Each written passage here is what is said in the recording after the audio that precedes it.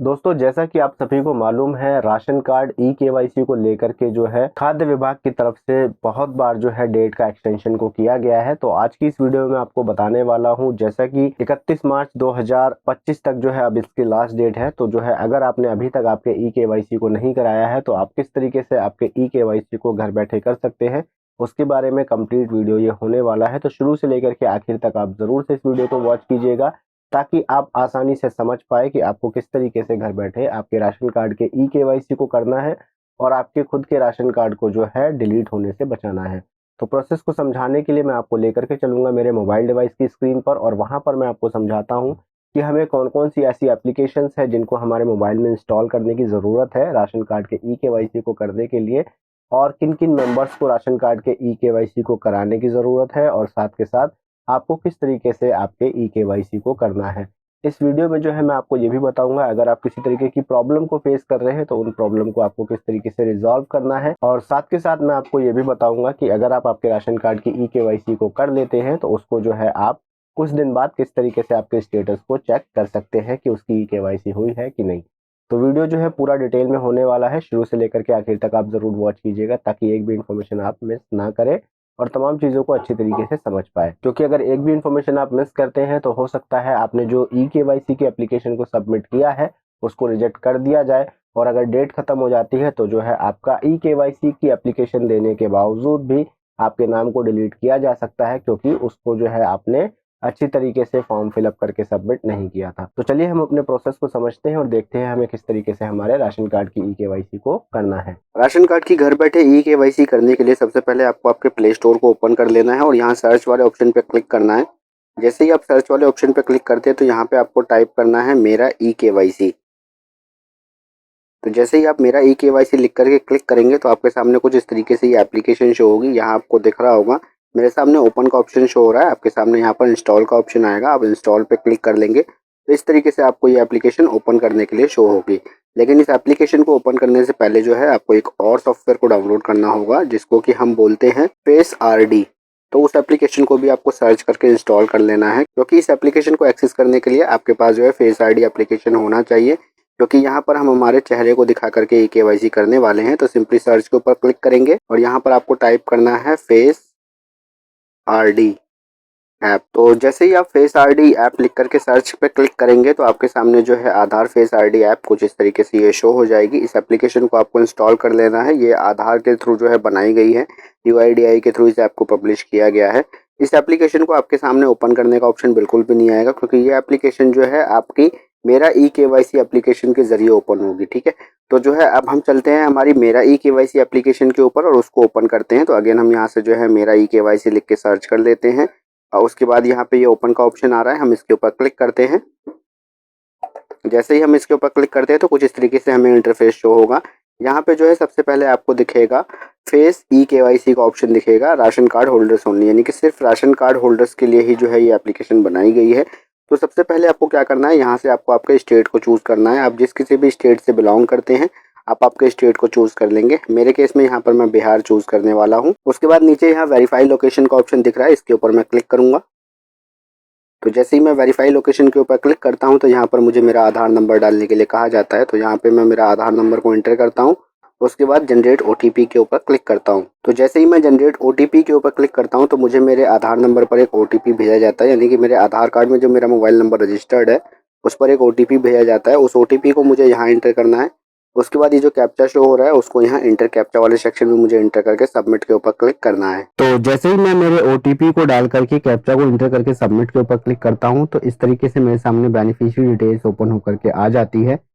आप यहाँ देख पा रहे होंगे मुझे मेरी डिटेल्स शो हो रही है, जैसे कि मेरा नाम, मेरा होम स्टेट क्या है, और जो है राशन कार्ड का number, home district, e KYC हुआ है नहीं हुआ है, और आधार नंबर। उसके बाद जो है ई केवाईसी स्टेटस यहाँ पर आपको शो हो रहा है। तो यहाँ पे आपको ई केवाईसी स्टेटस में कुछ नहीं दिख रहा है, इसका मतलब आपका ई केवाईसी नहीं हुआ है। सिंपली हम फेस ई केवाईसी के ऊपर क्लिक करेंगे। तो जैसे ही मैं फेस ई केवाईसी के ऊपर क्लिक करता हूं तो कुछ इस तरीके से कंसेंट मेरे सामने शो होकर के आता है। यहाँ पर हम एक्सेप्ट के ऊपर क्लिक करके इस कंसेंट को एक्सेप्ट कर लेंगे। उसके बाद कुछ इस तरीके से हमारे सामने जो है ये इनिशियलाइजिंग सेटअप का ऑप्शन शो होगा। ठीक है, ये 5 सेटअप होंगे। उसके बाद यहाँ पे आपको जो है फेस ऑथेंटिकेशन की एडवाइजरी शो होगी, आपको इसे ध्यान से पढ़ लेना है। सबसे पहले आप यहाँ देख पा रहे होंगे सबसे पहले आपको बताया जा रहा है ensure your face remains with in the boundaries, यानी कि जो सर्कल इसमें शो होगा उसके अंदर आपको आपके चेहरे को रखना है। उसके बाद make sure face is well fit avoiding any backlighting, ठीक है। आपको जो है आपका चेहरा अच्छे तरीके से जो है इसके अंदर जो सर्कल आपको दिखेगा उसके अंदर दिखाना है और पीछे कोई लाइट वगैरह ना हो। और उसके बाद आपको यहाँ पर थर्ड ऑप्शन में बताया गया है कि आपको जो है किसी भी प्रकार के चश्मे वगैरह नहीं पहनने हैं। और फोर्थ ऑप्शन में आपको बताया गया है once the prompt appear on the screen blink your eyes, you may need the blink multiple times until the image is captured, यानी कि आपके स्क्रीन पर लिखा आएगा, आपको जो है आपकी आंखों को झपकाना है, तो जो है उस टाइम पे आपको आपकी आंखों को 2-3 बार झपकाना होगा जब तक आपकी फोटो क्लिक नहीं हो जाती। तो इन तमाम चीजों को आपको ध्यान रखना है। यहाँ पर आपको जो है ये चेकबॉक्स दिखेगा, इसके ऊपर क्लिक करना है और प्रोसीड के ऊपर आपको क्लिक कर देना है। तो जैसे ही आप प्रोसीड के ऊपर क्लिक करते हैं तो आपके सामने कुछ इस तरीके से यहाँ पर शो होने लगेगा, देख पा रहे होंगे। अगर ये ग्रीन तरीके का आ रहा है तो आपका फेस इसका मतलब सही से कैप्चर हो रहा है, अगर रेड आ रहा है तो इसमें आपका फेस सही कैप्चर नहीं हो रहा है, ठीक है। जब ये ग्रीन हो जाए तब आपको जो है यहाँ पर लिखा हुआ जैसे आ रहा है आपके सामने प्लीज ब्लिंक टू कैप्चर, यानी कि आपको आपकी आंखों को झपकाना है आपकी फोटो को कैप्चर करने के लिए। जैसे ही आप आपकी आंखों को झपकाएंगे तो जो है आपके सामने कुछ इस तरीके का जो है मैसेज आ जाएगा, यानी कि आपकी जो है फोटो क्लिक हो जाएगी और जो है आपकी ई-केवाईसी स्टेटस आपको दिख जाएगा कि ई-केवाईसी रजिस्टर्ड सक्सेसफुली, आपको डेट और टाइम शो हो जाएगा। तो यहाँ पर आपने इजीली देखा कि किस तरीके से हमने जो है आपको बता दिया आप आपके अकाउंट की ई-केवाईसी किस तरीके से कर सकते हैं। तो राशन कार्ड में किसी भी राशन कार्ड होल्डर की आपको ई-केवाईसी करनी हो तो इसी तरीके से आपको ई-केवाईसी करनी है। जैसे आपने अभी एक पर्सन की करी, इसी तरीके से बाकी फैमिली मेंबर के भी आप राशन कार्ड नंबर डाल करके उनकी ई-केवाईसी को आसानी से कर सकते हैं। ये तो हो गई राशन कार्ड ई-केवाईसी हमें किस तरीके से करनी है। और जैसा कि मैंने आपको शुरू में बताया था कि मैं आपको ये भी बताऊंगा कि आप जब आपके राशन कार्ड की ई-केवाईसी को कर लेंगे तो उसके बाद आप किस तरीके से ये चेक कर सकते हैं कि आपके राशन कार्ड की ई-केवाईसी हुई है या नहीं। आपको आपके राशन कार्ड की ई-केवाईसी के स्टेटस को किस तरीके से चेक करना है उसको समझाने के लिए हम चलते हैं हमारे मोबाइल डिवाइस की स्क्रीन पर और वहां पर चल करके समझते हैं कि हमें किस तरीके से देखना है कि हमारे राशन कार्ड की ई-केवाईसी हुई है या नहीं। राशन कार्ड से रिलेटेड सर्विसेज का इस्तेमाल करने के लिए गाइस सबसे पहले जो है ज़रूरी है आपको आपके मोबाइल डिवाइस में राशन कार्ड एप्लीकेशन को इंस्टॉल करना। तो भारत सरकार के द्वारा जो है नई एप्लीकेशन लॉन्च की गई है जो कि मेरा राशन 2.0 है। उसको किस तरीके से डाउनलोड करना है, आपको सबसे पहले जो है आपके मोबाइल में प्ले स्टोर को ओपन कर लेना है और सर्च वाला ऑप्शन दिख रहा होगा, इस पे आपको क्लिक करना है। और जैसे ही आप सर्च वाले ऑप्शन पे क्लिक करते हैं आपके सामने सर्च बार ओपन होकर के आ जाएगा, आपको यहाँ पे टैप करना है और उसके बाद आपको यहाँ पर लिखना है मेरा राशन। मेरा राशन लिख करके आपको सिंपली सर्च के ऊपर क्लिक कर देना है। तो जैसे ही आप मेरा राशन लिख करके सर्च के ऊपर क्लिक करते हैं तो आप यहाँ देख पा रहे होंगे मेरा राशन 2.0 ये एप्लीकेशन आपको शो हो जाएगी। आपको इंस्टॉल का बटन दिख रहा होगा, आपको इसके ऊपर क्लिक कर लेना है और जैसे ही आप इंस्टॉल के ऊपर क्लिक करेंगे तो ये एप्लीकेशन जो है आपके मोबाइल डिवाइस में इंस्टॉल होने लगेगी। तो फिलहाल हम इसको इंस्टॉल होने देते हैं और इंस्टॉल होने के बाद जो है आगे का प्रोसेस मैं आपको समझाता हूँ कि भाई आपको आगे क्या करना है। तो आप यहाँ देख पा रहे होंगे मेरे डिवाइस में जो है मेरा राशन 2.0 एप्लीकेशन इंस्टॉल हो गई है और इंस्टॉल होने के बाद में यहाँ हमें ओपन का ऑप्शन शो हो रहा है। तो सिंपली हमें क्या करना है, इसके ऊपर ओपन के ऊपर क्लिक कर देना है। तो एप्लीकेशन के इंस्टॉल हो जाने के बाद में जैसे ही आप ओपन के ऊपर क्लिक करते हैं तो आपके सामने कुछ इस तरीके का इंटरफेस ओपन होकर के आ जाएगा। यहाँ आप देख पा रहे होंगे प्रधानमंत्री गरीब कल्याण अन्न योजना आपको लिखा हुआ शो हो रहा है। उसके बाद आपके सामने कुछ इस तरीके का जो है इंटरफेस शो होगा जहाँ पर आपको जो है आपकी लैंग्वेज को चुनने के लिए कहा जाएगा।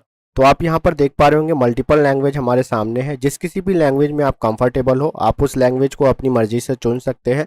हमारे केस में हम इंग्लिश को चूज करेंगे और इंग्लिश को चूज करने के बाद हम सिंपली नेक्स्ट के ऊपर क्लिक कर देंगे। तो जैसे ही हम नेक्स्ट के ऊपर क्लिक करेंगे तो हमारे सामने जो है मेरा राशन का डैशबोर्ड ओपन होकर के आ जाएगा। कुछ इस तरीके से हमें इंटरफेस शो होगा।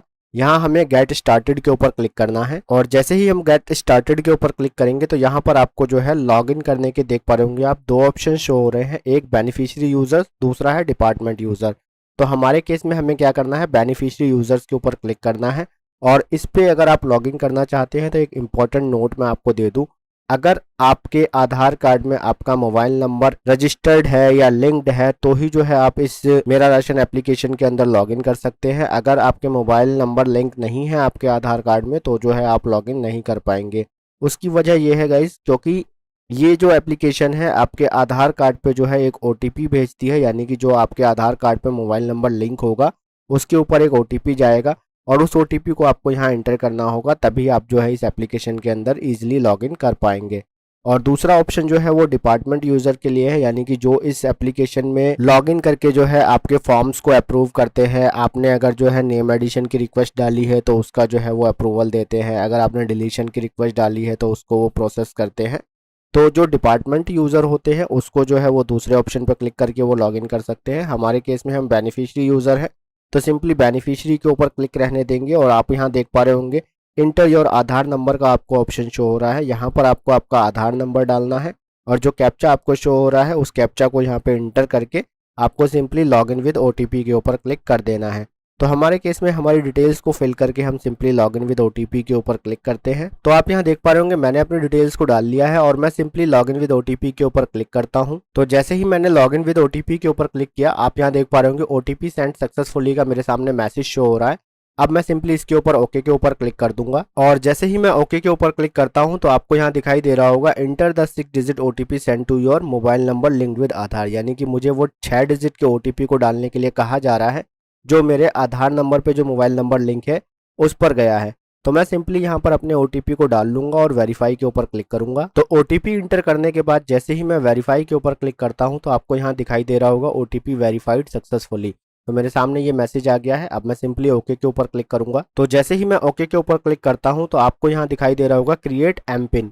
यहाँ पर अब क्या करना है, आपको एक पासवर्ड क्रिएट करना होगा। ठीक है, आपको एक एम पिन क्रिएट करना होगा इसके लिए, जिससे कि आप जब कभी भी इस एप्लीकेशन के ऊपर क्लिक करें तो आप अपना वो एम पिन वाला पासवर्ड डालेंगे और आप इजिली इसके अंदर लॉगिन हो जाएंगे। आपको जो है बार बार आधार कार्ड पर ओटीपी भेजने की जरूरत नहीं है या उस ओटीपी को डालने की जरूरत नहीं है। तो अब हम क्या करेंगे, क्रिएट नाउ के ऊपर क्लिक करके जो है अपने एम पिन को क्रिएट कर लेंगे। तो जैसे ही मैं क्रिएट नाउ के ऊपर क्लिक करता हूं तो आप यहाँ देख पा रहे होंगे क्रिएट एम पिन के नीचे शो हो रहा होगा setup a 4 digit code for your secure and fast login, यानी कि आपके सिक्योर और फास्ट लॉगिन के लिए जो है आप 4 डिजिट का एम पिन क्रिएट करें। तो यहाँ पर जो है मैं अपनी मर्जी से कोई भी जो है 4 डिजिट का अपना पिन क्रिएट कर लेता हूं और आपको जो भी अच्छा लगे आप अपने हिसाब से अपना जो है पिन डाल सकते हैं। 4 डिजिट का पिन डालने के बाद में आपको यहाँ पर ओके के ऊपर क्लिक कर देना है। तो जैसे ही आप जो है पिन डाल करके जो है ओके के ऊपर प्रेस करते हैं तो नेक्स्ट ऑप्शन जो है आपके सामने दोबारा जो है री इंटर एम पिन का आता है, यानी कि जो पिन आपने डाला है वो पिन आपको दोबारा से इंटर करने के लिए कहा जाएगा। तो दोबारा से जो है पिन इंटर करने के बाद में सिंपली यहाँ पे आपको जो है क्रिएट पिन का ऑप्शन शो होगा, इसके ऊपर आपको क्लिक करना होगा।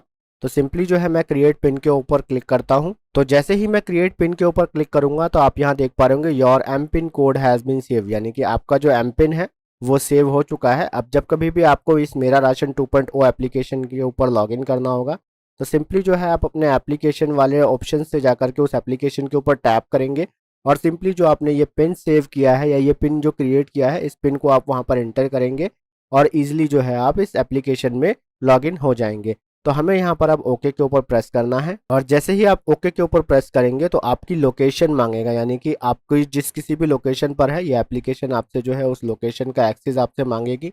तो सिंपली जो है आपको क्लिक कर देना है वाइल यूजिंग द ऐप।